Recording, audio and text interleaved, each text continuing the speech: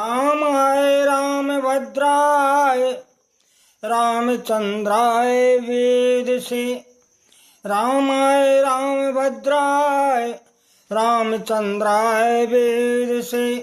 रघुनाथाय नाथाय सीताया पते नमः। श्री सीताराम जी महाराज की जय। श्री वृंदावन बिहारी लाल की जय। सदगुरु भगवान की जय।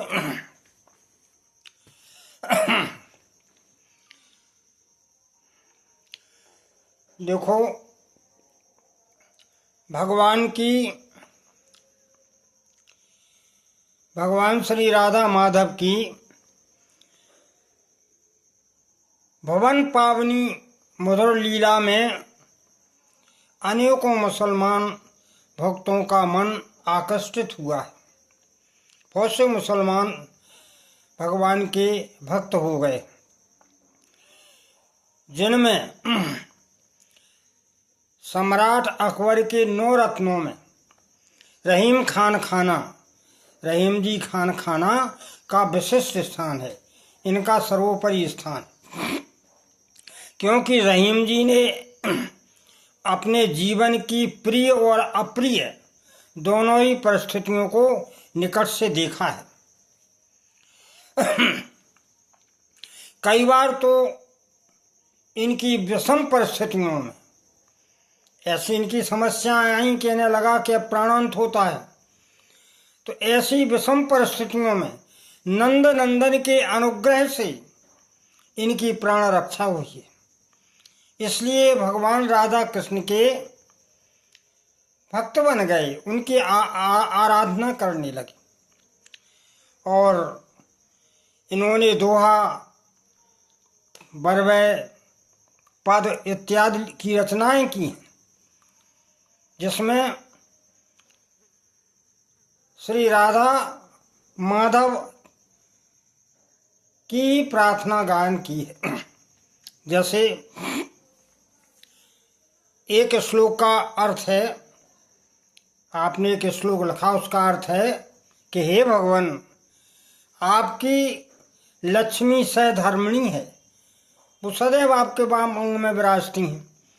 और रत्नाकर जो समुद्र है वो आपका ग्रह है, क्योंकि आप समुद्र में आप लेटे हुए हैं शेष सैया पर।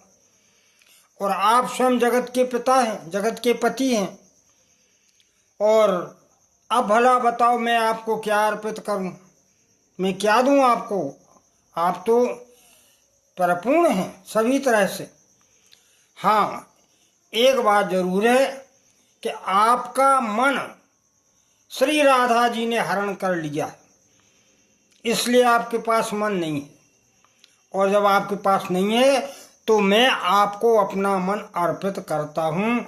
ऐसी प्रार्थना करते हुए श्री रहीम जी ने अपना मन वास्तव में भगवान राधा माधव के श्री चरणों में लगा दिया। इसलिए भगवान आप इसे ग्रहण कीजिए, ऐसी उन्होंने प्रार्थना की है एक अपने पद में।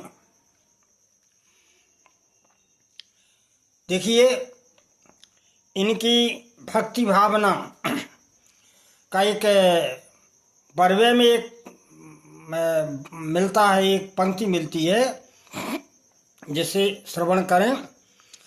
सुमेरो मन धड़ कर के नंद कुमार, सुमेरो मन धड़ कर के नंद कुमार, जे वृषभान कुंवर के प्राणाधार, जे वृषभान कुंवर के प्राणाधार।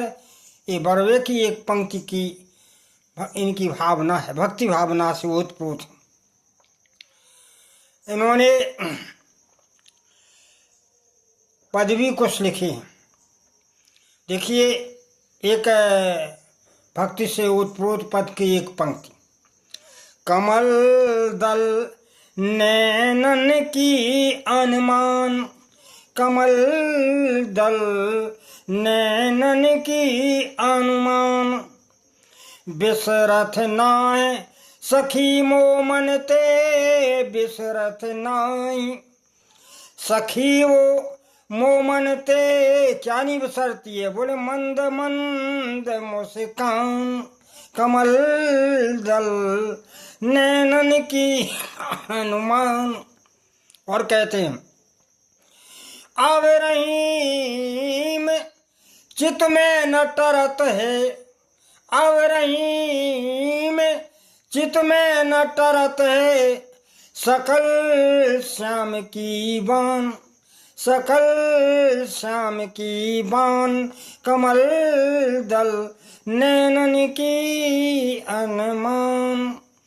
ये पदों की पंक्तियां हैं कुछ, जिसमें उन्होंने भगवान से प्रार्थना की है कि हे प्रभु, आपके जो कमल स्वरूप नैना हैं, इनको देख करके अब हमारे चित्त में चैन नहीं पड़ता, उनकी रूप माधुरी का आकर्षण हमारे नेत्रों में बसा हुआ। और इसके बाद इन्होंने कुछ नीत के भी दोहे लिखे हैं, जो आज भी हमारे जीवन में हमारे चरित्र को जो है उजागर करते हैं। अगर हम उन पर चलें तो हमारा चरित्र उज्ज्वल होता है। कुछ दोहों का भाव देखिए। आप कहते हैं कि दुर्जन और सज्जन, सज्जन को दुर्जन के पास नहीं बसना चाहिए। यदि वो दुर्जन के पास जाएगा या बसेगा तो हमेशा कष्ट पाएगा। तो एक उदाहरण के तौर पर उन्होंने समझाया। कैसे? बोले कौरई में कैसे निभे केर बेर को संग। क्यों? बोले बेडोलत रस आपने उनके फाटत अंग।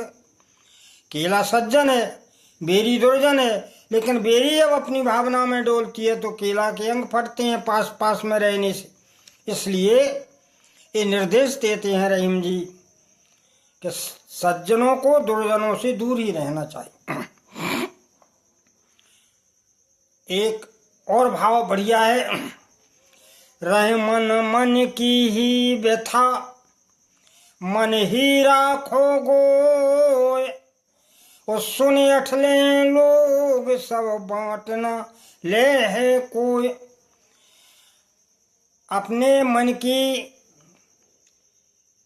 कोई दुख की बात है या कोई व्यथा है तो उसे अपने मन में ही रखना चाहिए, दूसरे लोगों से उजागर नहीं करना चाहिए। यदि आपने उजागर की तो उसे बांटेगा कोई नहीं, आपके उस दुख में सहयोग कोई नहीं करेगा, बल्कि दूसरों से हंसी करेंगे, आपका चरित्र गिरेगा, आपका मान गिरेगा। इसलिए अपनी मन की व्यथा को भगवान के सामने ही अर्पण करो। तीसरा उन्होंने लिखा है कि आज जो परिवार बिखर रहे हैं ये अच्छी बात नहीं है। देखिए कितना अच्छा भाव लिखा है। बोले टूटे सुजन मनाइए, टूटे सुजन मनाइए, जो टूटे सोवार, रूठे सुजन मनाइए, जो रूठे सोवार, और रहमान फिर पोइए, टूटे मुक्तार। वो कहते अगर परिवार के लोग रूठ जाएं, नाराज हो जाएं तो उन्हें मना लेना चाहिए, अपने परिवार को एकाग्र करके चलना चाहिए। यदि पूरे परिवार में एक आदमी ऐसा हो जाता है तो परिवार संगठित रह सकता है। रूठे सुजन मनाइए, जो रूठे 100 बार, एक बार नहीं। वो कहते अगर 100 बार भी ऐसी बात आए तो भी मना लेना चाहिए। जैसे उदाहरण दिया, क्रैमन फिर पोइए, टूटे मुक्तार। अगर मोतियों की माला बिखर जाए बार बार तो क्या हम उसे फेंक देते हैं? नहीं, बार बार बीन के उसे पोते हैं। तो जिस प्रकार मोतियों को हम पोते हैं उसी तरह अपने परिवार के रूठे हुए सजनों को मना लेना चाहिए। इससे परिवार संगठित रहता है और सुमति का वातावरण होता है, और जहाँ सुमति होती है वहाँ सुख मिलता है। गोस्वामी जी भी लिख रहे हैं। बोले जहाँ सुमति तहाँ संपत्ति नाना, जहाँ सुमति तहाँ संपत्ति नाना, वो जहाँ कुमति तहाँ विपत्ति निदान। इसलिए ये नीत के दोहे कितने सटीक हैं। एक दोहा और आता है, रायमन चुप होए बैठिए देख दिनन को फेर, वो जब नी के दिन आए हैं तो बनत न लगे है देर। बोले यदि दिन बुरे आए, बुरे दिन पड़े हों तो चुप हो करके सहन कर लेना चाहिए, क्योंकि भड़बड़ाने से तो कोई लाभ होता नहीं, मिलेगा नहीं। जब नी के दिन आएंगे बनत न, जब अच्छे दिन आएंगे तो तुरंत काम बन जाएगा। ऐसे उनके नीति के दोहे आज भी जीवन में अपने चरित्र को उज्ज्वल करने के लिए, जीवन में उतारने के लायक हैं। ऐसे रहीम जी ऐसे जो है भक्त हो गए हैं। यद्यपि ये मुसलमान थे, अरे आज भी वृंदावन में मुसलमान तो राधे राधे कहते, जय श्री कृष्ण राधे कृष्ण की ध्वनि गाते हैं। ये तो भक्ति का सरोवर है भगवान के यहाँ तो सभी बराबर। इसलिए सम्राट अकबर के 9 रत्नों में ये महान राधा कृष्ण के भक्त हुए हैं, जिन्होंने अपना मन श्री राधिका जी को अर्पण किया है। अब एक दूसरी कथा आती है कि जिस समय भांडीर वन में छोटी अवस्था में श्री राधिका जी ने भगवान श्री कृष्ण का दर्शन किया, तो राजा जी भगवान कृष्ण के दर्शन करके आकृष्ट हो गई और वो ये चाहती थी कि बार बार इन नेत्रों को आनंद देने वाला ये दर्शन मिले।